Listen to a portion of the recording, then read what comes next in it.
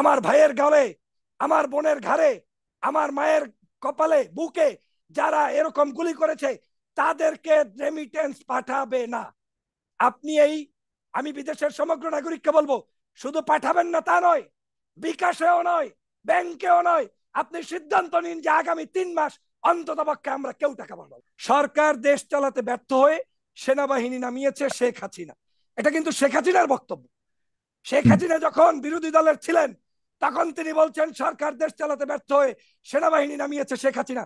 তাহলে আজকে আপনি ব্যর্থ এবং আপনি আজকের বাংলাদেশের মানুষের নিরাপত্তা দিতে পারছেন না বিদায় আজকের এই মুহূর্তে আপনি সেনাবাহিনী নামিয়ে মানুষের উপরে জুলুম, নির্যাতন, অত্যাচার, স্টিমরোলার চালাচ্ছেন। সময় নিতে চাই না, অল্প অল্প করে আমি কয়েকটা পয়েন্টে কথা বলবো এবং আপনার প্রশ্নের উত্তর দিব। প্রথম কথা হচ্ছে, এইমাত্র আপনি বললেন, আমার এক ভাইকে এইমাত্র জিজ্ঞেস করলেন যে আওয়ামী লীগ বিদেশে লবিস্ট নিয়োগ করেছে কিনা। উনি বলছে আমাদের প্রয়োজন নাই, কিন্তু যুগান্তর পত্রিকা বলছে আওয়ামী লীগ বিদেশে লবিস্ট নিয়োগ করেছেন কেন, ব্যাখ্যা দিলেন পররাষ্ট্রমন্ত্রী। কত তারিখে দিয়েছেন আপনাকে পড়ে শোনাচ্ছি। 25 জানুয়ারি 2022 তারিখে যুক্তরাষ্ট্রে লবিস্ট নিয়োগ দিয়েছে। এই ব্যাপারে সাংবাদিকরা প্রশ্ন করেছেন, তখন তাদের অভিযোগের ভিত্তিতে ক্ষমতাসীন আওয়ামী লীগ কেন বিদেশে লবিস্ট নিয়োগ করেছে তার ব্যাখ্যা দিয়েছে পররাষ্ট্রমন্ত্রী ডক্টর এ কে আব্দুল মোমেন। আপনারা তো পড়াশোনা করে আসেন না, আপনি তো এইমাত্র বললেন যে নিয়োগ দেয় না, আপনি তো বললেন নিয়োগ দেয় না, আপনি নিয়োগ দিয়েছেন সেটা বলছি। পররাষ্ট্রমন্ত্রী বলে, সাগর ভাই আমি চুপ করে বসেছিলাম, আমার সময় মাইক বন্ধ করেছেন, আপনি আমার সময় মাইক বন্ধ করে দিয়েছেন।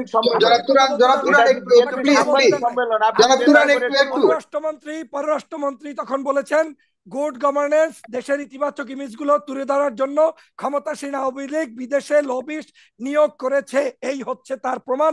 এবং আমি আপনাকে প্রমাণটা দিয়ে গেলাম তারিখ সহ যুগান্তর। আওয়ামী লীগ যদি পড়াশোনা করতে না পারে আমাদের কাছ থেকে পড়াশোনা শিখে কথা বলতে আসতে বললেন, কারণ তারা লবিস্ট নিয়োগ দেয়, এ নিয়ে বাংলাদেশের পত্রিকায় এসেছে। এখন আপনার কাছে আসছি, বাংলাদেশের যেই বিষয়টা নিয়ে একটু আগে আপনি কথা বললেন, বাংলাদেশের আমাদের অনেক ভাইরা খুনি শেখ হাসিনাকে আহ্বান জানাচ্ছেন যে খুনি শেখ হাসিনা যাতে আমার শহীদদের মাজার জিয়ারত করতে যায়। আমি তীব্রভাবে নিন্দা জানাই। আমার শহীদেরা বসে নাই এই রকম একজন খুনির তাকে মাজার জিয়ারত করতে। দেখেন শেখ হাসিনা নিজে বলেছে, দেখেন খুনির সঙ্গে কিসের সংলাপ, প্রশ্ন প্রধানমন্ত্রীর। যদি বাংলাদেশের রাজনৈতিক খুনের সাথে শেখ হাসিনা সংলাপ করতে না পারে তাহলে বাংলাদেশের সাধারণ শিক্ষার্থীদেরকে আপনি শহীদ করবেন। আজকে তো প্রধানমন্ত্রী হাসপাতালে গেছে, বিভিন্ন ধরনের আহত যারা হয়েছে আরে তাদের। এইগুলো আমি বলছি, এইগুলো তো প্রতারণা। আজকের এই সারা দেশে এই যে খুনি করেছে, দেখেন বিএনপি নেতাকর্মীদেরকে উদ্দেশ্য করে শেখ হাসিনা বলেছিল খুনির সাথে কিসের সংলাপ।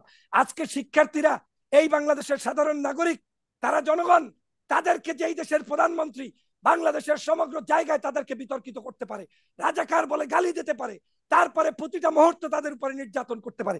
আজকে তো শেখ হাসিনাকে দেখেছেন নরম সুরে কথা বলতে, কিন্তু 15 দিন 20 দিন আগে আপনি শেখ হাসিনাকে দেখেন নাই কিভাবে তুচ্ছ তাচ্ছিল্য করেছে। তার মন্ত্রীরা এমপিরা তাদেরকে দেখেন নাই ঢাকা বিশ্ববিদ্যালয়ের ক্যাম্পাসগুলোতে। আজকের সেই কি বলে ওদের যে এমপিরা মন্ত্রীরা তারা গিয়ে গিয়ে থ্রেট করে এসেছে, তারপরে না রোকেয়া হলের কাণ্ড কীর্তি ঘটেছে। সাগর ভাই নিশ্চয়ই আপনি সেটা জানেন। আজকে দেখেন বাংলাদেশকে আপনি বলছেন যে সুন্দরভাবে চলছে। দেখেন শেখ হাসিনার বক্তব্য থেকে আমি দেখাচ্ছি, এই সরকার দেশ চালাতে ব্যর্থ হয়ে সেনাবাহিনী নামিয়েছে শেখ হাসিনা, এটা কিন্তু শেখ হাসিনার বক্তব্য। শেখ হাসিনা যখন বিরোধী দলের ছিলেন তখন তিনি বলছেন সরকার দেশ চালাতে ব্যর্থ হয়ে সেনাবাহিনী নামিয়েছে শেখ হাসিনা। তাহলে আজকে আপনি ব্যর্থ এবং আপনি আজকের বাংলাদেশের মানুষের নিরাপত্তা দিতে পারছেন না বিদায় আজকের এই মুহূর্তে আপনি সেনাবাহিনী নামিয়ে মানুষের উপরে জুলুম, নির্যাতন, অত্যাচার, স্টিমরোলার চালাচ্ছেন। আপনি এই মাত্র বললেন যে শেখ হাসিনা দায়িত্ব নিয়েছে, মানুষের কাছে গিয়েছে চিকিৎসা। দেখেন কত বড় অভিনেত্রী।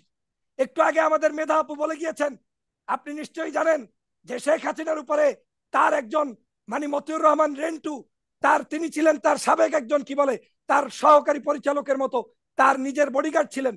সেই রেন্টুর লেখা বইতে আমার ফাঁসি চাই বইতে একটু আগে মেধা আপু যেটা উদাহরণ দিয়েছেন, তিনি বলেছেন সেখানে শেখ হাসিনা একটা জায়গায় গিয়েছেন, যাওয়ার সময় তিনি তার সহকর্মীদেরকে বলছেন তোমাদের কাছে কি ওই ধরনের কোনো গ্লিসারিন আছে যেগুলো নায়ক নায়িকারা চোখে দিয়ে তারপরে যায় এবং ওই চোখে দেওয়ার পরে কান্না করে?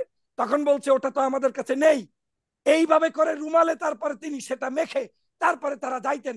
এই হচ্ছে তার বাস্তব সত্য কথা। আজকে তিনি বলছেন কি, আহতদের কাছে গিয়ে বলছেন সহিংসতার আহতদের চিৎ খবর এবং তাদের চাকরির রোজগারের ব্যবস্থা করে রেখেছি। কিন্তু ধ্বংস তো হয়েছে, কিন্তু মানে আরে অনেক আপনি বড় বড় আপনি স্থাপনা সেগুলো তো সাগর ভাই, হয়েছে, এবং সেগুলি তো আসলে প্রধানমন্ত্রীর অনেক কষ্টে গড়া সম্পদ, এগুলো তার সাগর ভাই, নিজস্ব ওখানে আপনি যখন আপনি এই সেগুলো দেখতে। উদাহরণটা এইভাবে দিচ্ছেন যে আমি আপনার টকশোতে আসছি, আপনাকে গুলি করে হত্যা করছি, এরপরে আমি বলছি ফেস দ্য পিপলের সুন্দর একটা টিভি চ্যানেল করে দিব।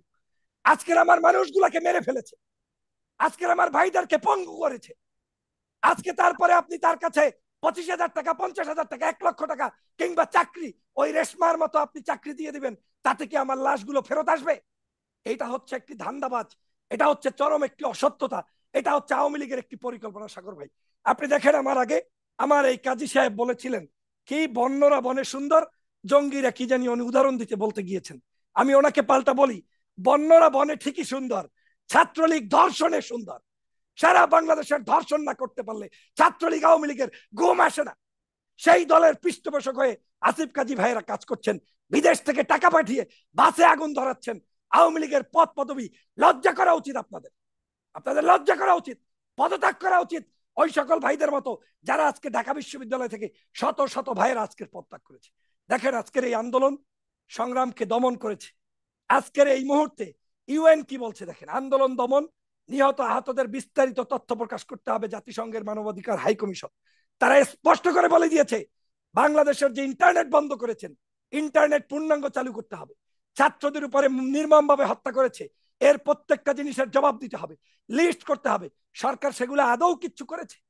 আপনি বলেছেন টকশো শুরু করার আগে যে বাংলাদেশের পত্রিকার নিউজের আলোকে 200 থেকে 250 মানুষ নিহত হয়েছে, আর আনডকুমেন্টেড বলেছেন প্রায় 1,000-এর মতো মানুষ নিহত হতে পারে। জনগণ এটা ভাবছে, সেই 1,000 মানুষের রক্তের সাথে বেইমানি করে আপনি এখন ওই মেট্রো রেল দেখতে যান আর বিটিভি ভবন দেখতে যান, আর মানুষদেরকে ধোকা দেওয়ার জন্য বলছেন ওদেরকে চাকরির ব্যবস্থা করে দেবো। তোমার এই ভিক্ষা বাংলাদেশের জনগণ চায় না, তোমার এই ভিক্ষায় বাংলাদেশের জনগণ থুতু মারে, লাথি মারে। আপনি কি বলছেন বাংলাদেশের মানুষের সাথে? এদেশের মানুষ 52-তে ভাষা আন্দোলন করেছে, এদেশের মানুষ 71-এ মুক্তিযোদ্ধা করেছে, প্রয়োজনে পেটে পাথর বেঁধে আন্দোলন করবে, তারপরেও শেখ হাসিনার মতো একজন ফ্যাসিস্ট সরকারের কাছ থেকে 2 পয়সা কেউ খাবে না। আপনি জানেন বিদেশিরা সিদ্ধান্ত নিয়েছে বিদেশি কোন মানুষ আমার ভাইয়ের গালে, আমার বোনের ঘাড়ে, আমার মায়ের কপালে, বুকে যারা এরকম গুলি করেছে তাদেরকে রেমিটেন্স পাঠাবে না। আপনি এই, আমি বিদেশের সমগ্র নাগরিককে বলবো, শুধু পাঠাবেন না তা নয়, বিকাশেও নয়, ব্যাংকেও নয়, আপনি সিদ্ধান্ত নিন যে আগামী 3 মাস অন্তত পক্ষে আমরা কেউ টাকা পাঠাবো। কারণ আপনার টাকা দিয়ে গুলি করছে, আপনার টাকা দিয়ে আপনার ভাইকে মারছে, আপনার টাকা দিয়ে আওয়ামী লীগ রঙ্গ ভর্তি মঞ্চ তৈরি করছে, আর আমাদের সাথে তামাশা করছে, যেই তামাশা করতে দেওয়া হবে না। আজকে আপনি জানেন এই মুহূর্তে শেখ হাসিনা আজকে আবার রাজাকার পর্বটা তুলে নিয়ে আসছেন। ওনার মুখ যতদিন বন্ধ থাকে বাংলাদেশ ততদিন জান্নাতে থাকে। ওনার মুখ খুললেই মনে হয় যেন মুখ থেকে সারা বাংলাদেশের মানুষের জন্য একটা গজব নাজিল হয়। আজকেও আবার বলছে আমি তো ছাত্রদেরকে রাজাকার বলি না। কেমন বিভৎস মিথ্যাচার! সমগ্র টিভি চ্যানেল থেকে শুরু করে সবগুলো ইউটিউব কন্টেন্ট ক্রিয়েটর যারাই আছে সব জায়গায় দেখবেন শেখ হাসিনা বলছে রাজাকারের বাচ্চা, স্পষ্ট বলেছে। যারা এই শব্দটাকে অস্বীকার করবেন তারা কোন মায়ের পুত আমাকে দেখান।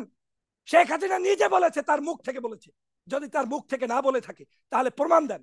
তিনি বলেছেন রাজাকারের বাচ্চা, নাতি পুতি, এইগুলোকে উচ্চারণ করে আন্দোলন সংগ্রামকে, এখন যখন আন্দোলন একদম জায়গা মতো ঢুকে গিয়েছে এখন শুরু করেছে কি, তখন শুরু করেছে এখন তাদেরকে চিকিৎসা করাবো, এই করাবো, এই ধান্দাবাজি। এটা আওয়ামী লীগের একটা স্বভাবজাত। আমি তো প্রায়ই বলি এই আওয়ামী লীগ জামাতের সাথে প্রতারণা করেছে।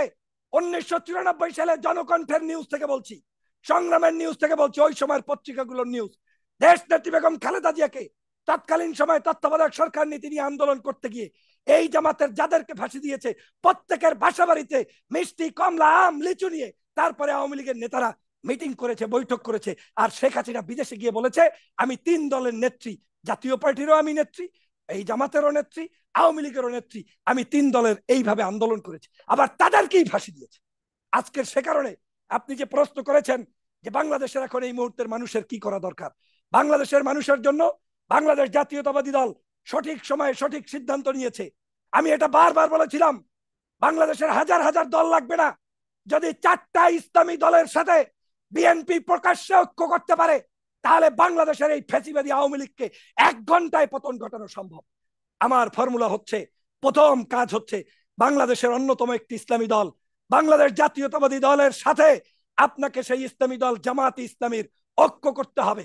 দ্বিতীয় হচ্ছে ইসলামী শাসনতন্ত্র আন্দোলনের সাথে ঐক্য করতে হবে। তৃতীয় হচ্ছে ইসলামী সমমনা যে দল আছে মামুনুল সাহেব সহ, হেফাজতে ইসলাম সহ পলিটিক্যাল নন পলিটিক্যাল এই অর্গানাইজেশন গুলোর সাথে প্রকাশ্যে ঐক্য করতে হবে।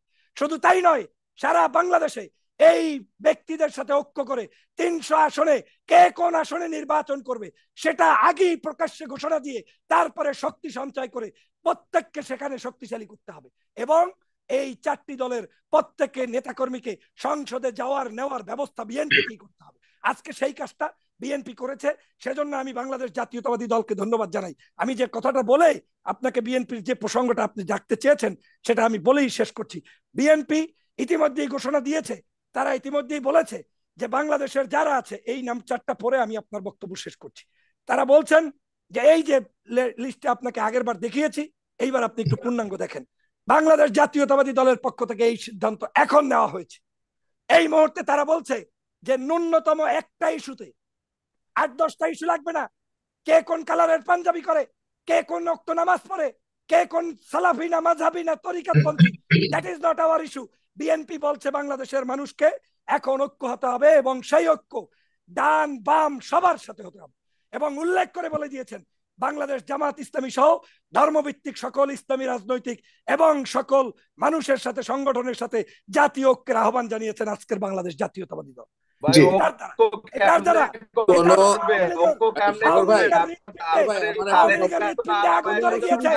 আওয়ামী লীগের হৃৎপিণ্ডে আগুন ধরে গিয়েছে।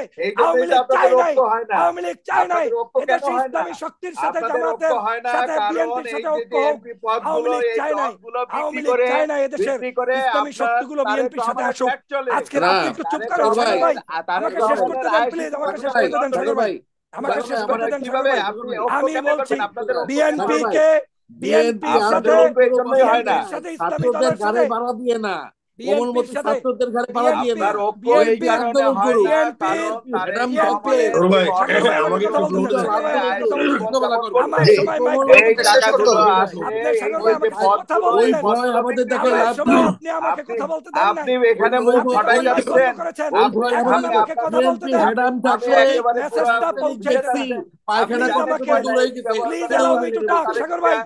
আপনি ওই সময় মাইক বন্ধ করেছেন আমার, আর এখন না, এখন শেষ, আপনার সময় শেষ, আপনার সময় শেষ। আমি একটু শেষ করে একটু না ডক্টর ফজলকে শেষ করতে দিই, শেষ করুন ওতে আমাকে শেষ করুন। জি আসছি, আমাকে 1 মিনিট, ওকে আমাকে 1 মিনিট শেষ করুন। আমি 1 মিনিট। বিএনপি এই কাজটি করুক, সেইটা ভারতীয় আধিপত্যবাদরা চায় নাই। বিএনপি এই কাজটি করুক, বাংলাদেশের এই মুনাফিকরা চায় নাই। আওয়ামী লীগের পাছায় আগুন ধরিয়ে দিয়েছে বিএনপি আজকে, কারণ বিএনপি জামাতের সাথে সহ সব ইসলামপন্থী সহ ডানবামদের সাথে ঐক্য করেছে বিধায় আজকের আওয়ামী লীগের সকল ষড়যন্ত্র ধূলিসাৎ হবে।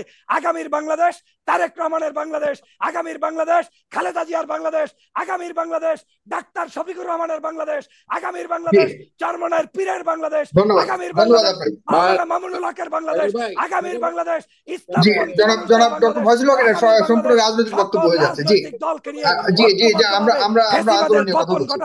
বাংলাদেশ সেই বাংলাদেশ আমরা গঠন করব। অতএব এই যারা আওয়ামী লীগ করছে আসিফ কাজী 10 সেকেন্ড এটাই হচ্ছে আমাদের। আর এই আসিফ কাজীদের মতো যারা রাজাকার আছে, যারা রাজাকার আছে দেশে বিদেশে ষড়যন্ত্র করছে তাদেরকে